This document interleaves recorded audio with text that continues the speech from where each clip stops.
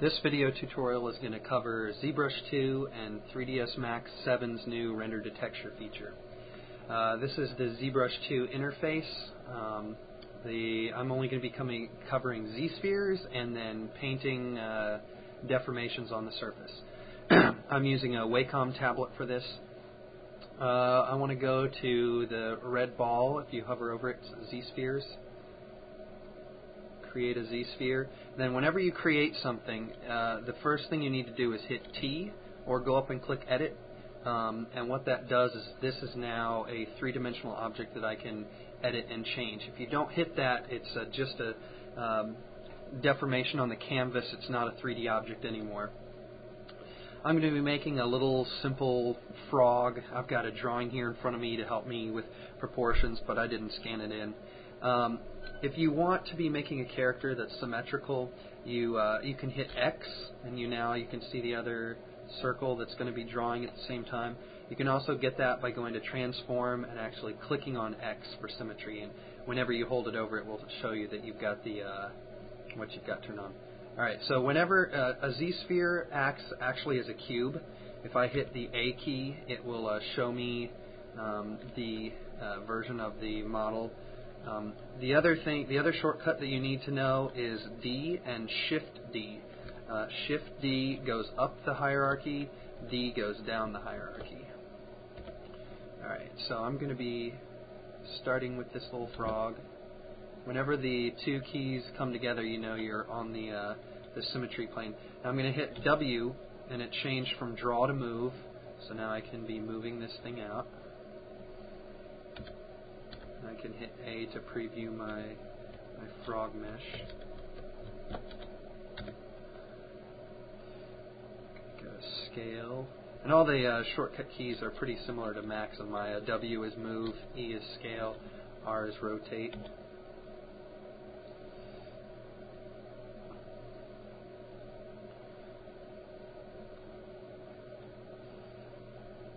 Another thing, when you're rotating around the scene, you just click and move it around and it rotates. You hold down the Alt key and move it around and you're panning. If you hold down Alt, click, let go of Alt, and then drag up and down, it's the zoom. While you're rotating, if you hit Shift, it gives you the shortcut key for it constrains it to like an orthographic view. So I'm going to make this frog's legs.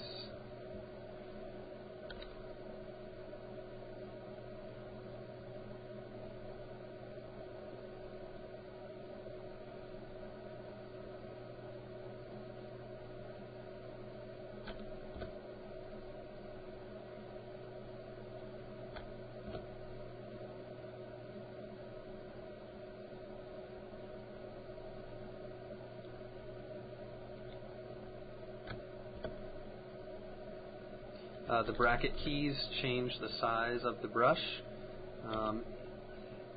just like Photoshop.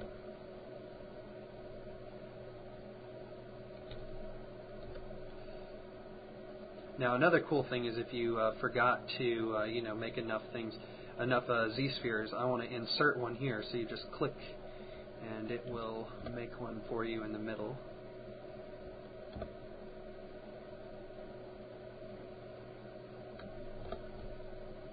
Now, one of the really cool things that you can do is you can make what are called attractor spheres. And you do that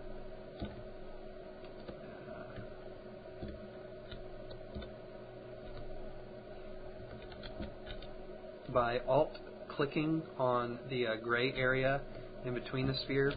And now what that does is, rather than actually making an extrusion, it just attracts the surface up to that position. So if this was an actual sphere, you see how it extrudes out. By making that an attractor sphere, it just moves the area up. So you can add some nice little changes to the surface. Make it in this case, I wanted to make the body fatter.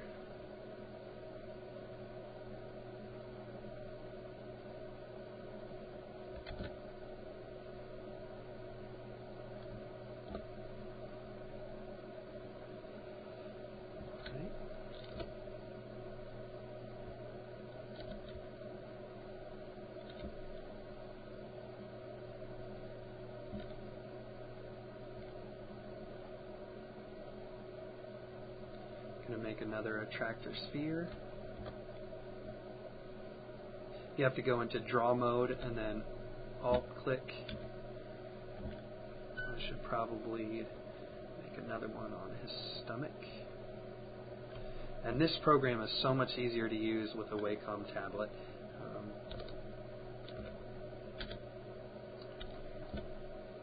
As you can see, I've already kind of got a little bit of a shape coming out here.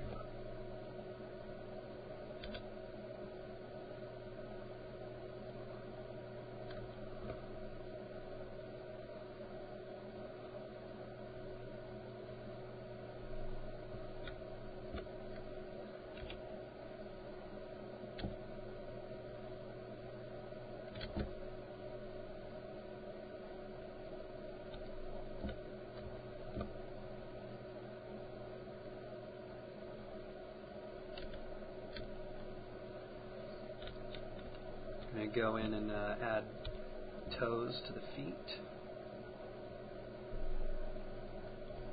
Now, whenever you're moving something, it moves in an X, Y plane on the screen. So you're only going to be moving either up or up and down, or left and right. So always change to the. I like to change to the orthographic view that I'm actually going to want.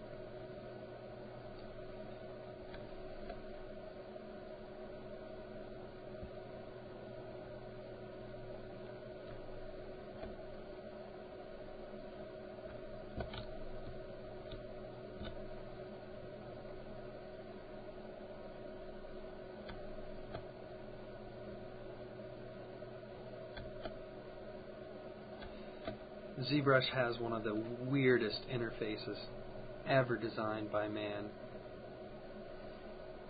Just kind of gets a little getting used to. It's nice to go in and just kind of play with something that you don't actually have to have for a project. You're just kind of making to learn the program. Every once in a while, check your... The other thing you need to do is ZBrush, you don't just save a document like you would in Max or in Maya. You actually go up to Tool and Save As, and I'll actually make something called Frog01. Now, the next time I start the program, I will have to go into Load Tool and then find that item to draw. It's not as easy as just saving and closing.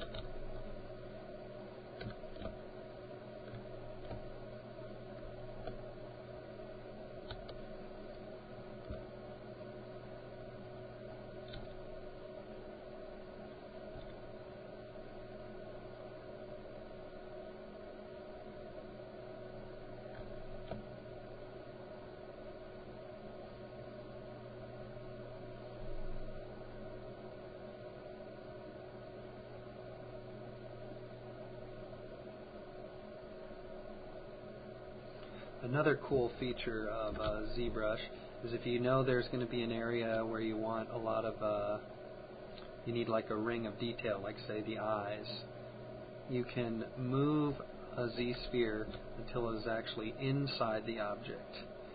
And now see how it looks like it's a concave object? Now when you go into the view, see how it's actually going in? So that'll give me enough geometry to actually take care of the eyebrows, eye ridges. I'm going to do the same thing with the nose.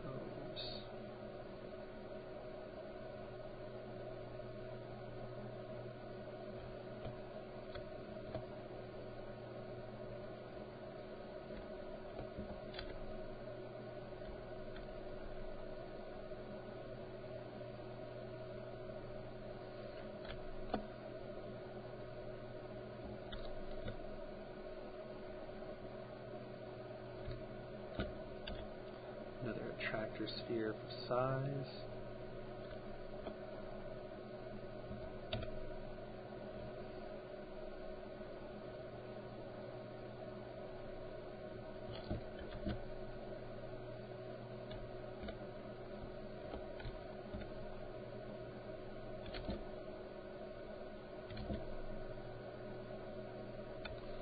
Doesn't look like it's going to let me draw one of those yet.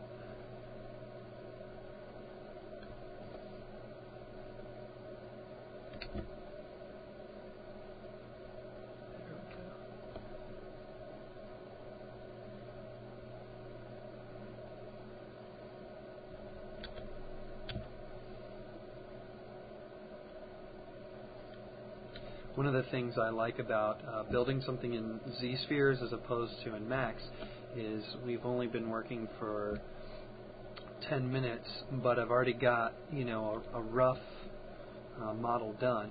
Now in future versions we'll actually be able to you know, use this as a skeleton.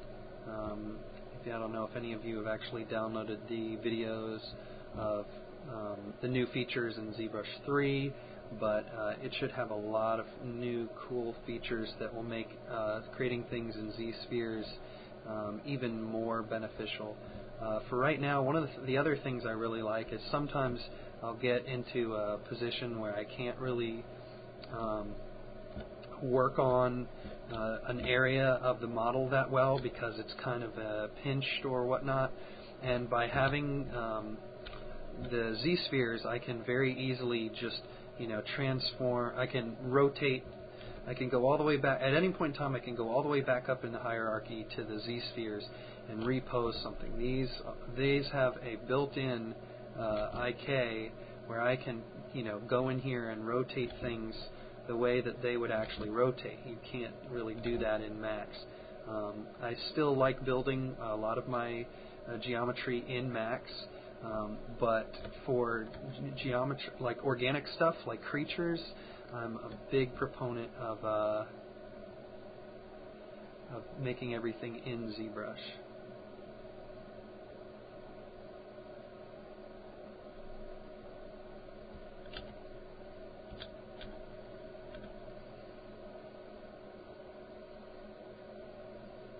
The other thing is you can get a nice, real quick idea of what your object is going to look like. If you need to pose something out and it's not quite working the way you want, you want to mess with proportions real quick to see if it would look better a certain way. That built-in IK is really nice to be able to use.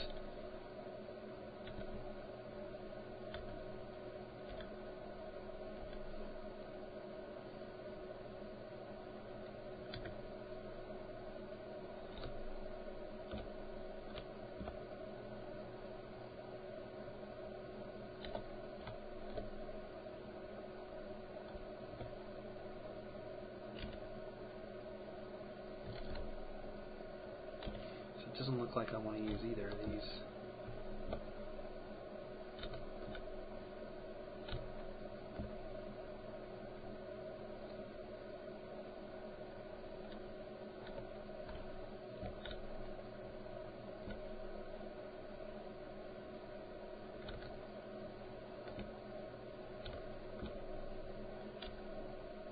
There we go.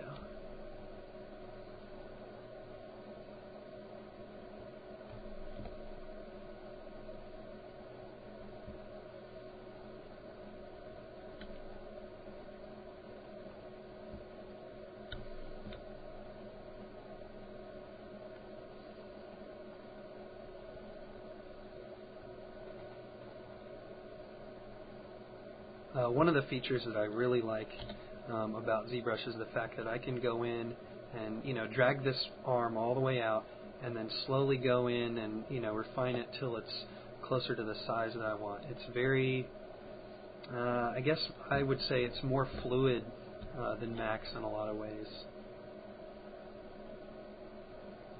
especially for the organics.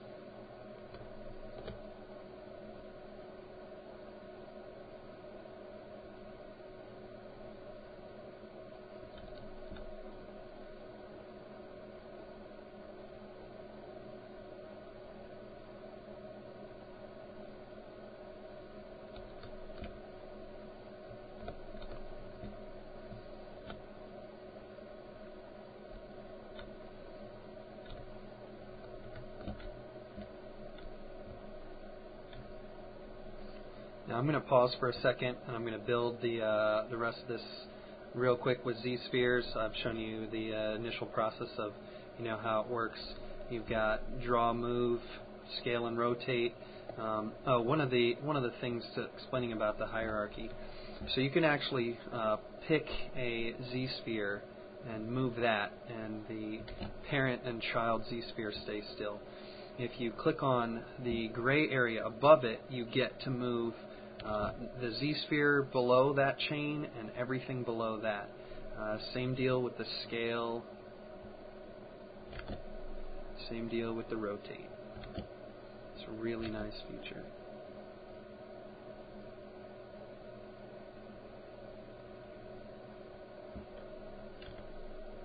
Alright, I'm going to pause Julia Child style and build the rest of this. Alright, so I've got my finished Zbrush or Z-spheres model. It looks pretty horrible before being messed with. Alright, so you've already made your Z-spheres. You got it all set up.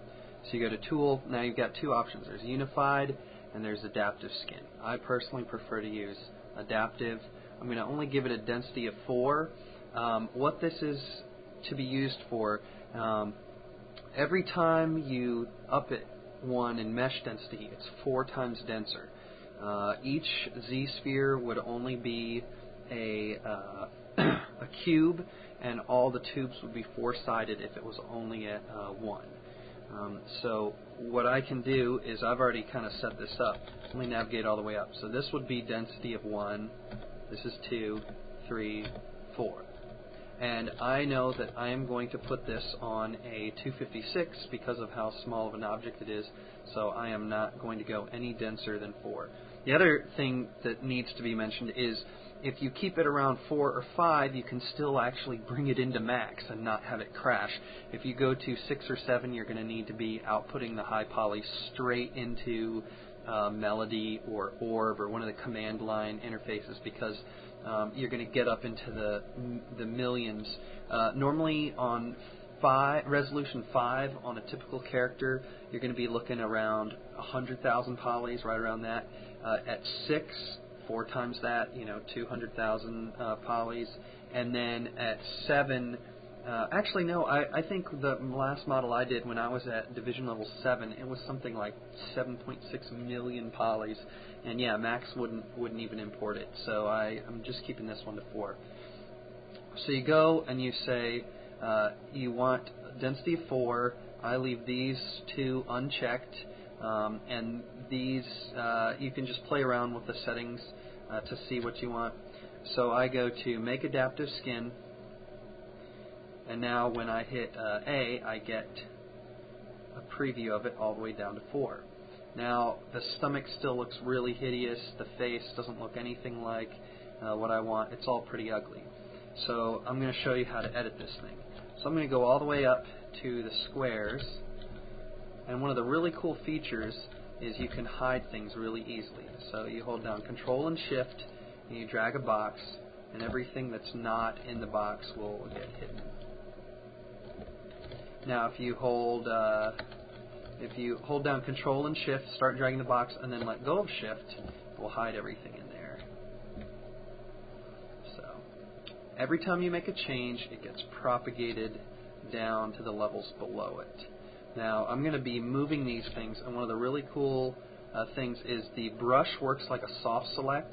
The very center moves the full amount that you pull it, and then as it fades away from there, it will pull less and less.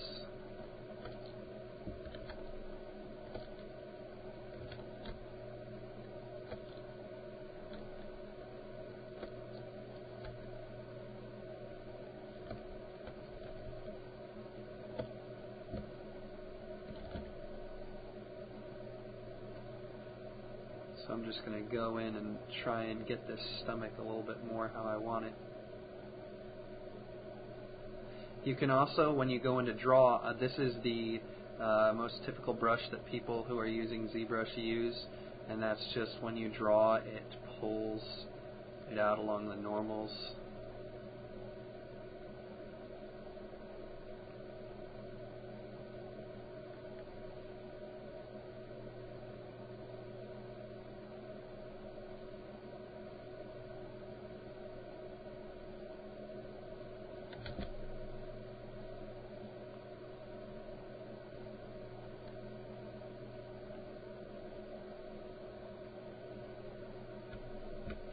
another really cool brush I get a lot of use out of is you go to draw and then hold down shift. It's a relax brush. So I can paint this thing up, try and get some deformations going, and smooth it with the shift.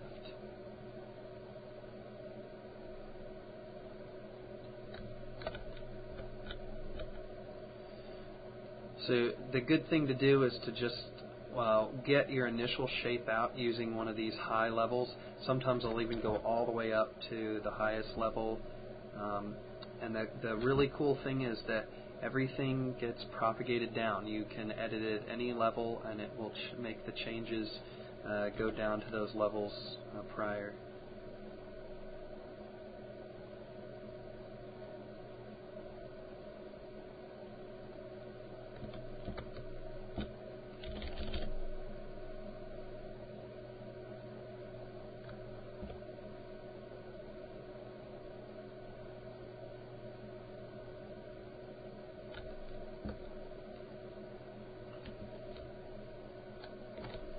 Another really cool thing is you can Control Shift click on an object, and it will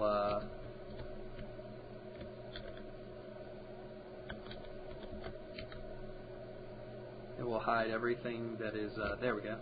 It is not. It will hide everything from that sphere down. So now I can be editing just this. I didn't want the legs in the way. The other cool thing is it kind of works like Max's, if you've ever used soft selection with edge distance, it won't mess with the feet, even though like when I'm dragging down here, if you just had a raw soft selection on, it would mess with that. It uses like an edge distance to tell that, you know, that's not really anywhere close to what he's messing with, so leave that alone.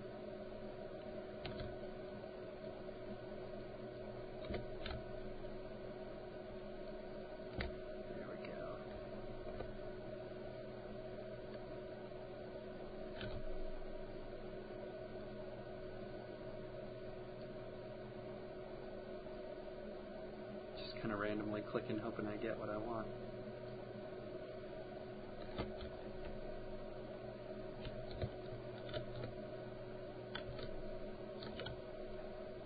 There we go.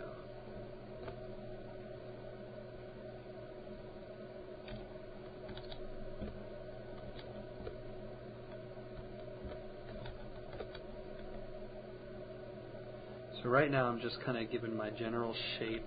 I want to be able to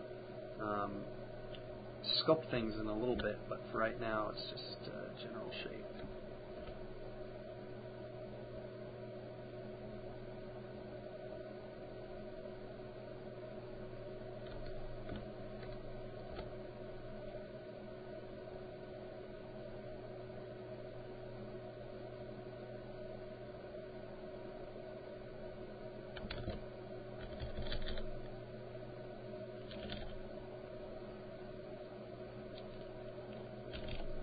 Bracket keys make the selection bigger. I'm actually going to go in and do a little painting.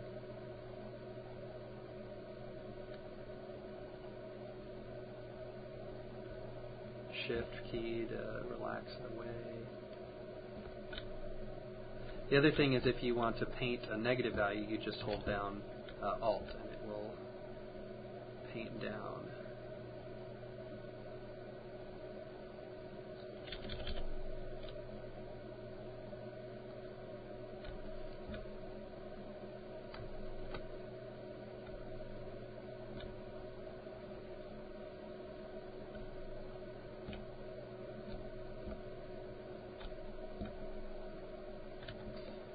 Control Shift double clicking anywhere unhides everything.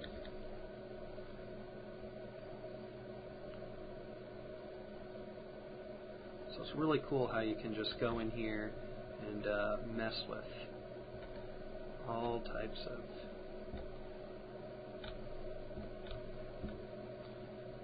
I'm going to go ahead and Here.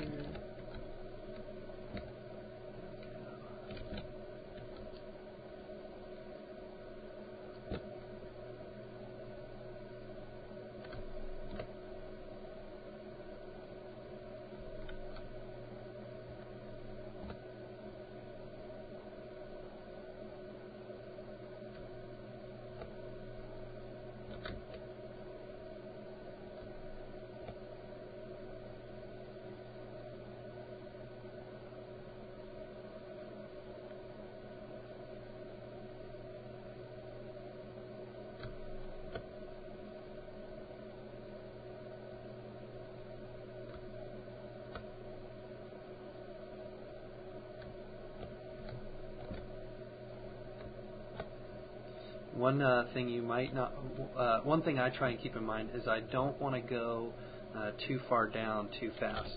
See how I haven't really gone past, this would be level 1, level 2, level 3. So I haven't gone to level 4. I'm leaving that for when I really need to get detailed.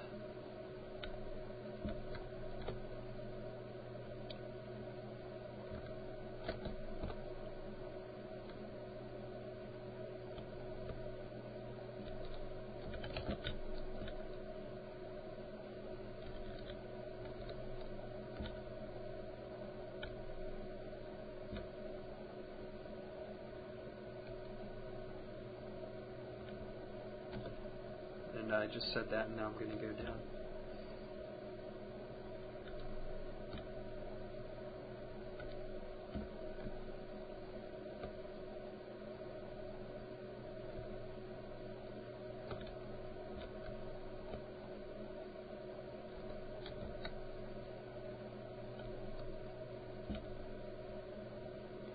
I'm going to make this little frog kind of bulgy. But he's got a little bit of a build. He's got a little bit of froggy bicep.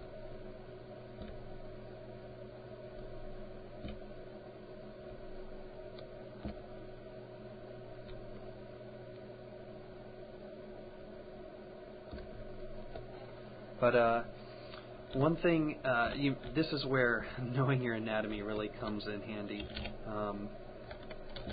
As we have to use more and more of this tech, anything you don't know is going to become more and more obvious.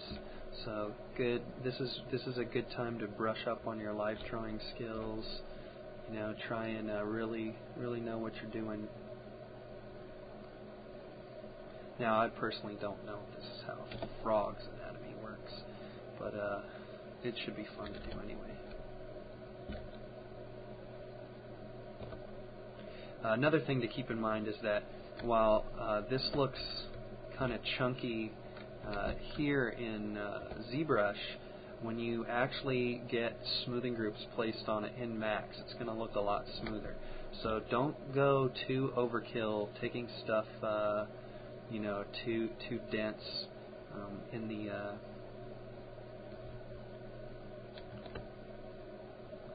you know, like hitting level 5 or something like that.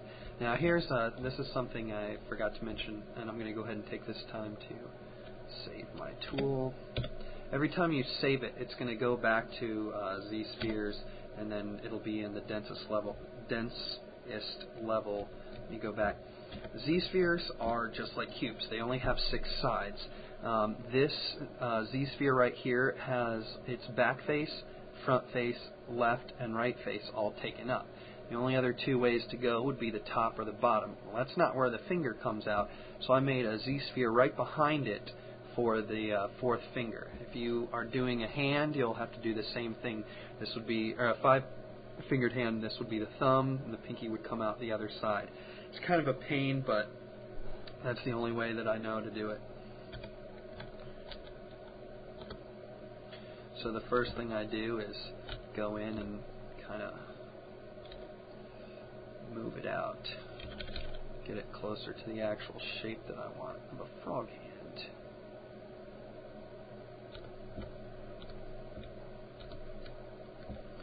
Most of the time when I'm working on the hands, I like to, there we go.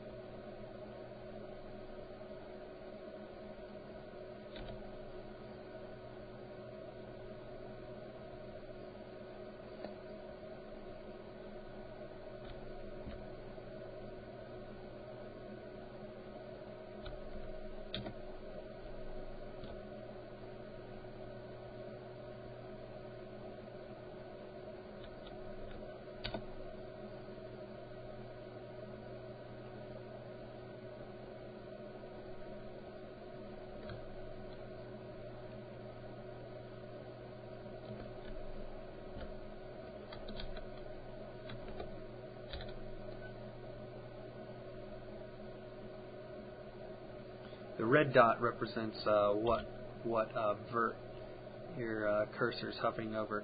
If you totally miss one, it engages the rotate tool. So you want to make sure that you've got one selected before.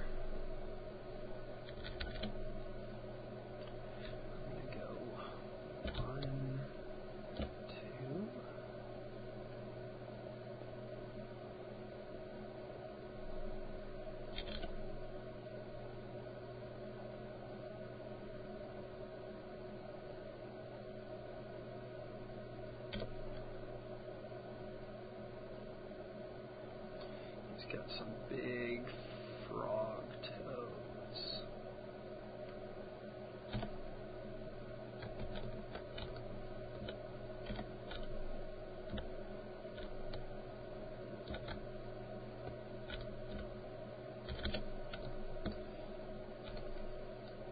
Now I'm going to talk real quick, let me save this real quick, about projection paint.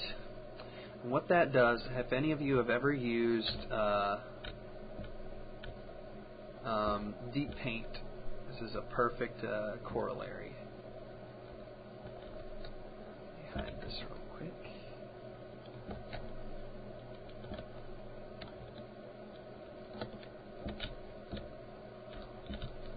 That's kind of nasty.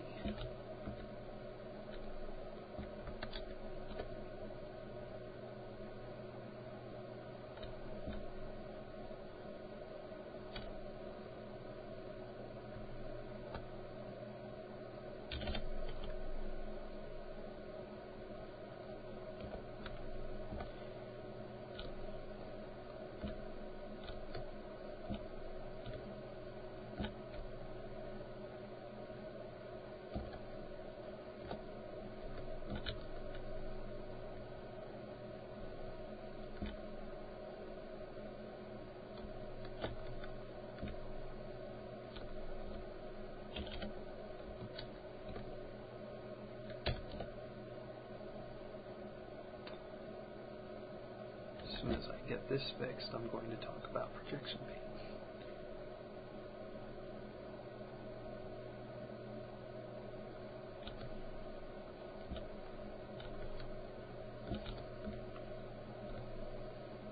Alright, so if any of you have ever used deep paint, the projection master in Zbrush is kind of like projection paint mode in deep paint. So you go to once you get into the plane that you want to be in, projection master. Now you can use colors, but for this one I'm going to be talking about deformations. So now it's like a sheet of glass is put over the model, except it actually still paints on the surface of the model. So I want to go to freehand, so it's nice and smooth, and then I want to go to this tool right here. And now you can, it paints way smoother than is actually in Z-Sphere. Then this model is actually smooth, but it lets me, try and give a nice approximation of what it is I want to do. So I can go in and make little small lines across the palm. It's as if this thing was infinite resolution. Turn up the intensity.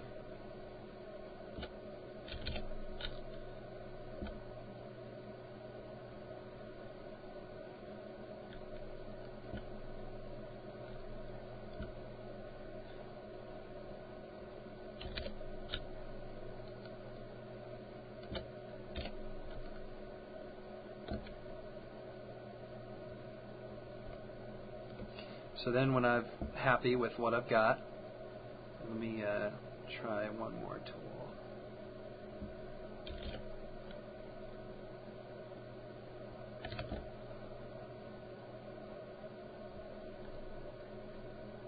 There we go.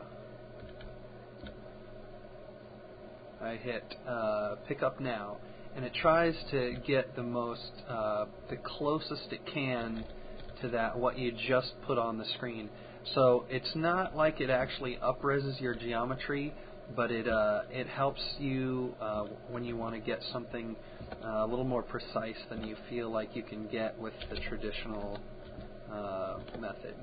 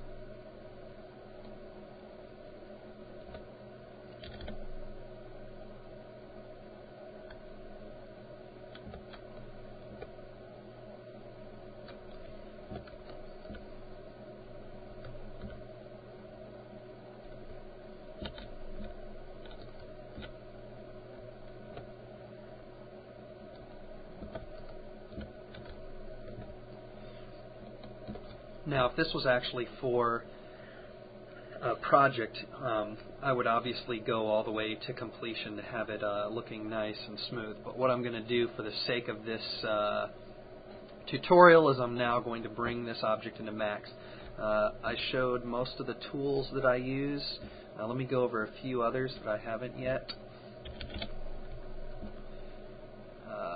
We have the pinch tool, which is real nice. A lot of times I turn that way up, and what it does is it brings everything kind of closer together when you want something, you know, real fine and a real deep line. It'll make this rounder area less dense, and it'll bring more edges down to this area that I might want really sharp. Another one that's really nice is the layer, and what that does is it goes up.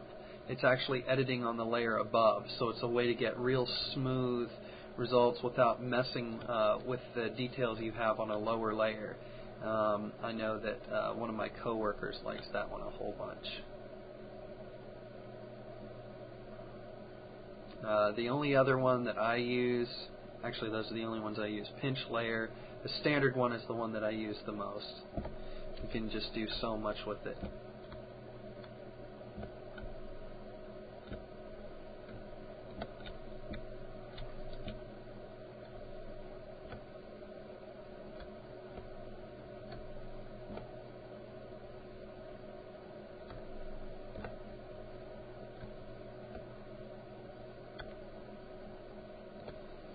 Alright, so now I'm going to bring this into Max, but first I'm going to create a low poly version based off of one of these Z-sphere models. I'm not going to show that because this isn't really a Max tutorial, but the way that I start is, let me save this real quick.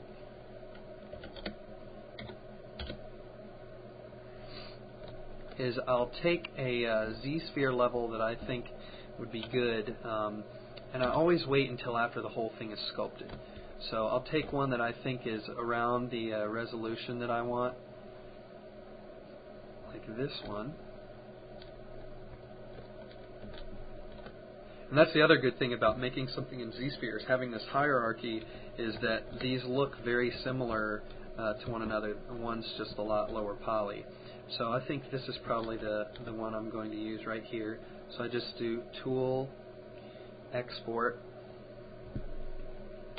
call this Frog, and it has now exported the OBJ.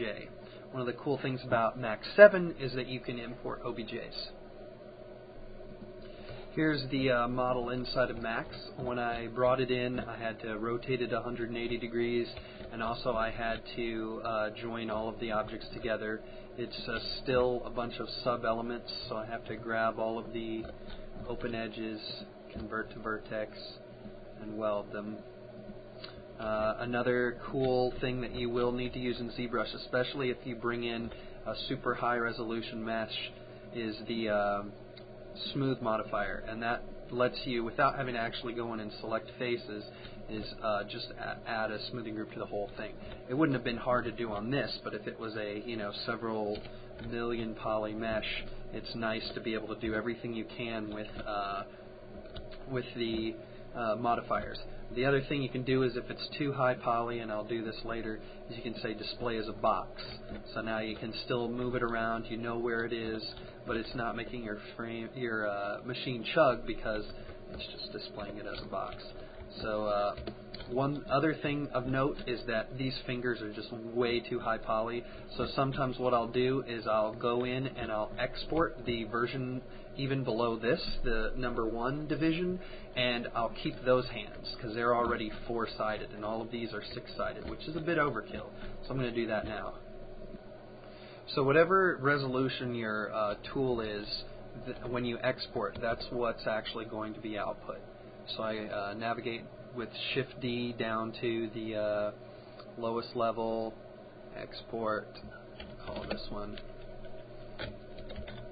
Frog Low. Switch to max. Going to make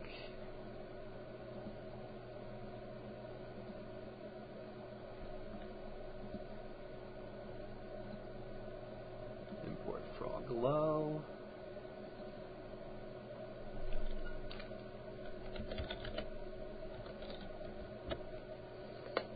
Alt Q gives me the isolation.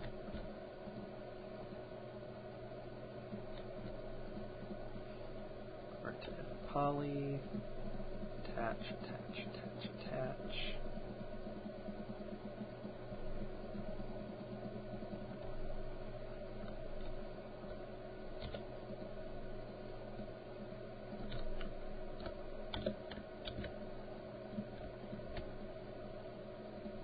Alright, so I'm going to take my low poly model in Max. I welded on the 4-sided feet to the 6-sided body. I put a really, really quick and bad UV map on it just for the sake of the demonstration. So in Zbrush, I'm going to go ahead and export the high poly. It's writing the OBJ. Save this. I'm going to import Frog High. Yes. And call this high. Isolate this. What I'm going to do real quick is say display as a box. Convert to poly. Attach it all together.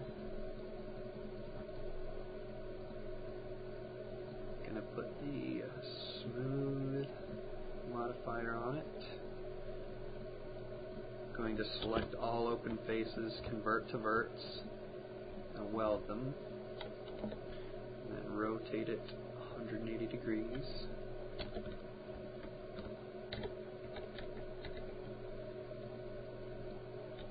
So now it's staying right on top of here. Alright. So with this guy,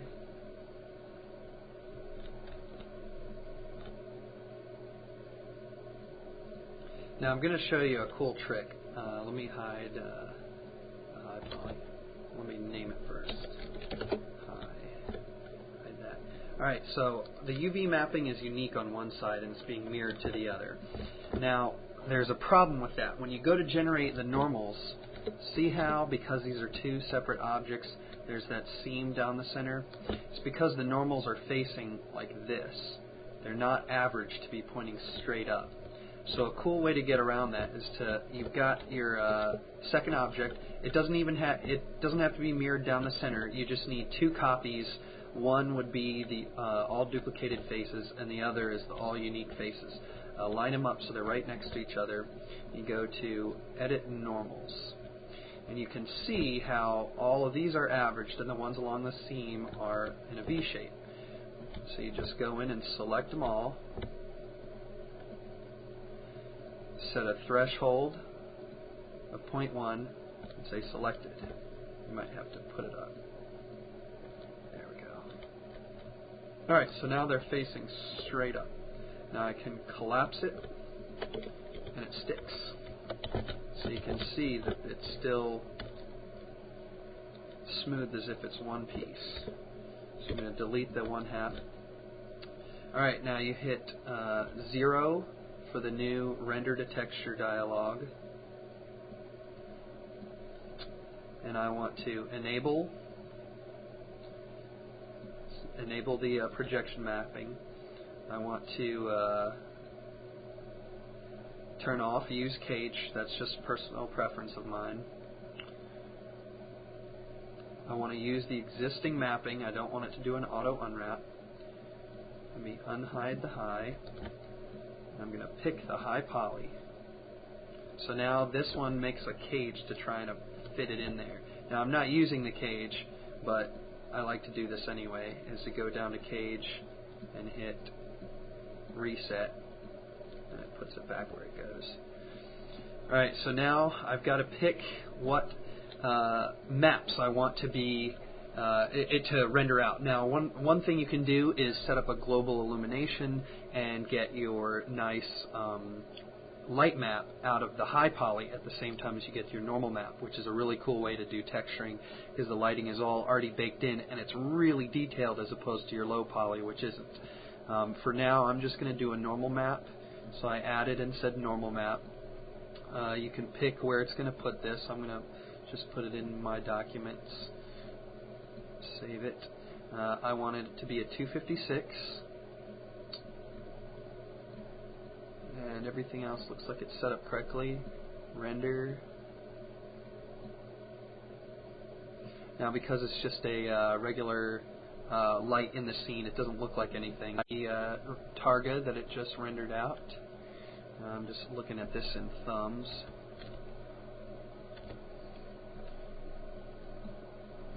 So now what I'm going to do is show how you can preview that in Max. In Max 7. There's lots of ways to do it.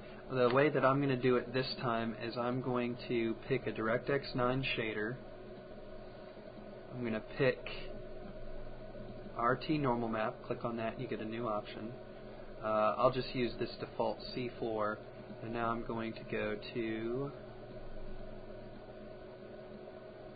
find the normal map.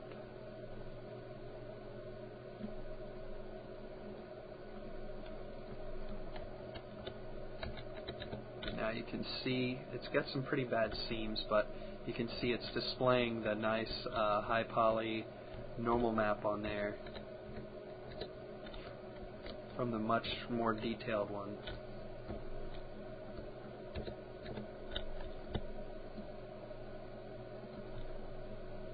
I will even sometimes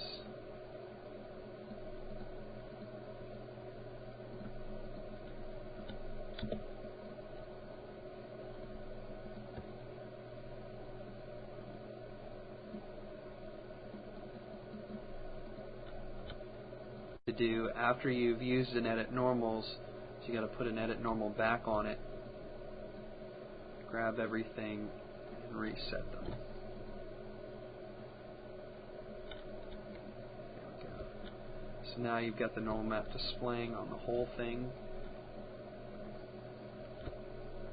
So that's pretty much the pipeline of taking an object from ZBrush, constructing it in Z-spheres, using the adaptive skin and setting the levels, using the edit, draw, move, scale, and rotate, using D and Shift D to navigate through the layers, using the different transform tools.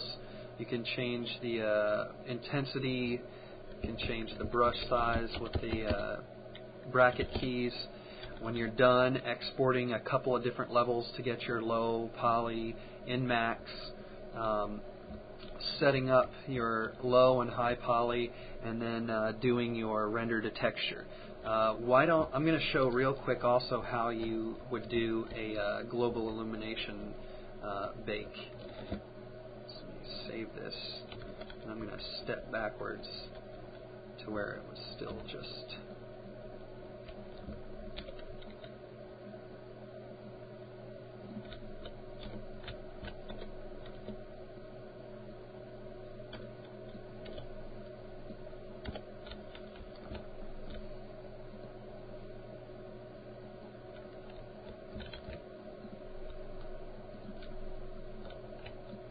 So I'm going to go in and take off the materials. Take both of these, put on the edit normals.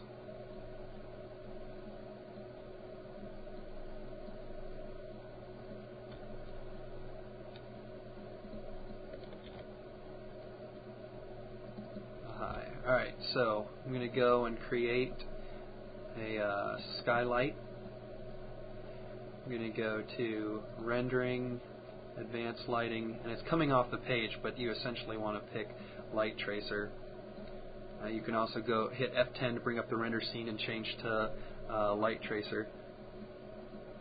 I'm going to set it to 100. Hit 8 again to, or hit 0 again to bring up the render to texture.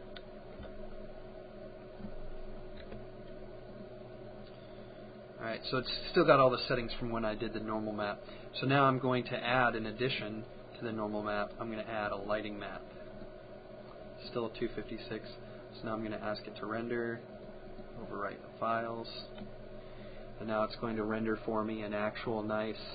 Now in this display it's going to show it as pink, but the actual map that it saves out will be just a black and white color map. It's important. You can save this if you want to, but it's not good to do that because there's a setting in the render to textures that's called pixel border or pixel expand, something like that. And what it does is when it's done rendering, it kind of slides all the pixels out, whatever number you set in that option. Let me find it real quick. Padding 2, so it expands it out by 2. So now when I go into the that up, you can see that it expanded the pixels out to the different areas. So now what I can do is, instead of picking the sea floor, I'm going to go to pick that. So here's the finished frog with the normal maps and the diffuse map on it. It's got a lot of seams and errors, which tends to be what happens when using a max model. But for the most part,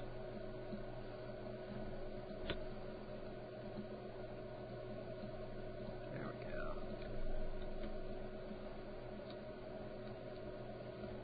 You can see how nice and round it makes most things look. Mainly the arm, the only place I really paid any attention to, as well as with the finger. You can see it's got some nice definition going on, even though the low poly is pretty horrid looking. So even though I didn't take you all through every single step, I hope that this demonstrated how to use Zbrush and Max 7's new render to texture feature.